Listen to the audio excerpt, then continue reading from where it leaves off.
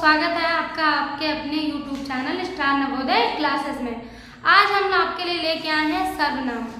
ठीक है, संज्ञा का हमने करा रखा है, जिसने नहीं देखा वो हमारे YouTube चैनल को सब्सक्राइब करके और उसमें जाके देख सकता है। और जो चैनल में नए नए अभी आए हैं क्लास में, वो तुरंत चैनल को सब्सक्राइब कर लें और लाइक जरूर करें, वीडियो को पूरा देखें। चलिए अब हम देखते हैं सर्वनाम।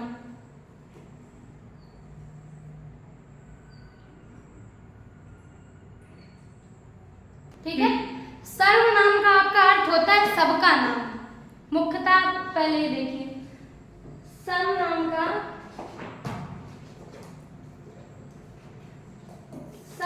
का शाब्दिक अर्थ होता है सबका नाम। जो शब्द संज्ञा के स्थान पर प्रयुक्त किए जाते हैं वे हमारे क्या कहे जाते हैं? सर्वनाम कहलाते हैं। हम उन्हें सर्वनाम कहते हैं। जैसे उदाहरण के लिए देखेंगे, श्रेया ने कहा कि मैं आइसक्रीम खाऊंगी। यदि हम सर्वनाम के उससे देखेंगे, श्रेया के स्थान पर मैं का प्रयोग किया, जो हमारा क्या है? सर्वनाम है। दूसरा उदाहरण देखेंगे, तेरी बहन कहती है।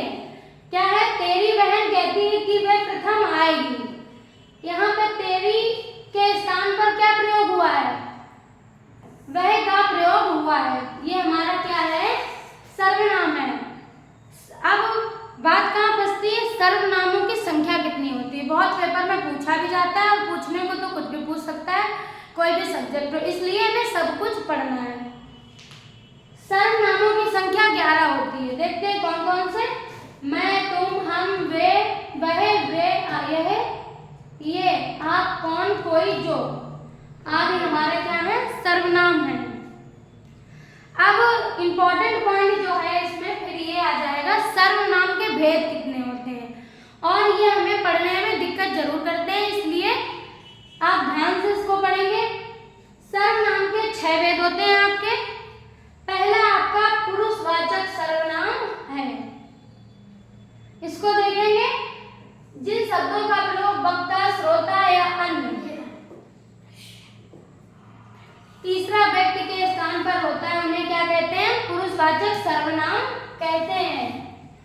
और पुरुषवाचक सर्वनाम के भी आपके सर्वनाम जो आपके हैं 3 प्रकार के होते हैं, इसलिए ये आपका इंपॉर्टेंट हो जाएगा। पुरुषवाचक सर्वनाम के भेद हमारे 6 होते हैं। पहला यदि हम देखेंगे तो पुरुषवाचक सर्वनाम हमारा हो जाएगा। और पुरुषवाचक सर्वनाम के भी आपके 3 प्रकार होते हैं।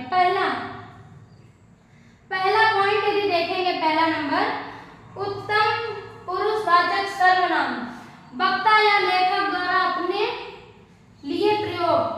ठीक है, उत्तम मतलब मैं, मुझे, हमारे, ये सब क्या है? उत्तम पुरुषवाचक सर्वनाम का एक प्रकार है। फिर हमारा मध्यम पुरुषवाचक सर्वनाम क्या है? मध्यम पुरुषवाचक सर्वनाम, यहाँ पे आपकी बात करेगा वक्ता या लेखक द्वारा श्रोता या सुनने वाले के लिए प्रयोग। तुम, उत्तम मतलब हम, मध्यम मतलब किसी की बात कर रहा है, बीच वाले की बात कर रहा है। तुम, तुम्हें, हम, तुम्हारे, आप, ये हमारे सारे क्या है? मध्यम पुरुषवाचक सर्वनाम हो जाएंगे आपके। फिर आपका है पुरुषवाचक सर्वनाम का तीसरा प्रकार, अन्य पुरुषवाचक सर्वनाम।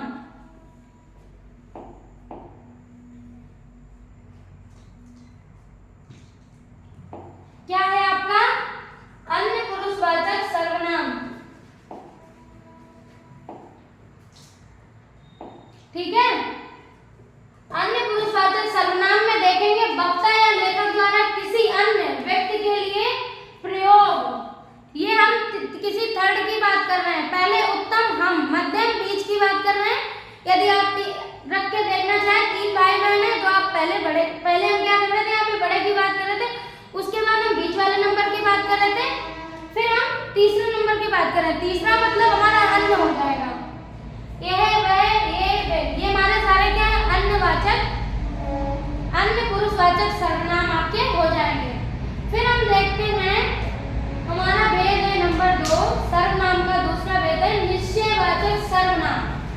निश्चयवाचक सर्वनाम में आपका होगा जिन शब्दों से वक्ता के पास या दूर की बोध होता है उन्हें हम निश्चयवाचक सर्वनाम कहते हैं।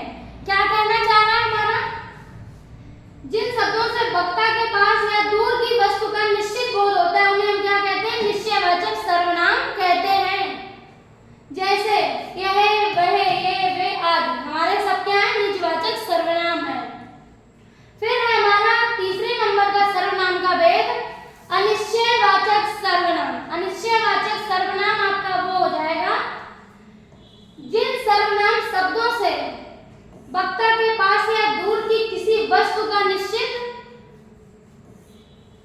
बोध ना हो उन्हें हम क्या कहते हैं? अनिश्चित सर्वनाम कहते हैं। जैसे कोई, कुछ आदि। अब इसका प्रयोग आपको हम दूसरे पार्ट में बताएंगे, दूसरे किसी वीडियो में लेके आएंगे। जैसे वो कोई आ रहा है, क्या है? वो अनिश्चित आपका हो जाएगा क्योंकि वहां पे निर्धारित नहीं किया गया वो कौन है। इसलिए आपका एग्जाम्पल कोई कुछ ले आओ, किसी चीज का कोई यहाँ पे निर्धारण नहीं किया गया, ये आपका एक एग्जाम्पल हो जाएगा।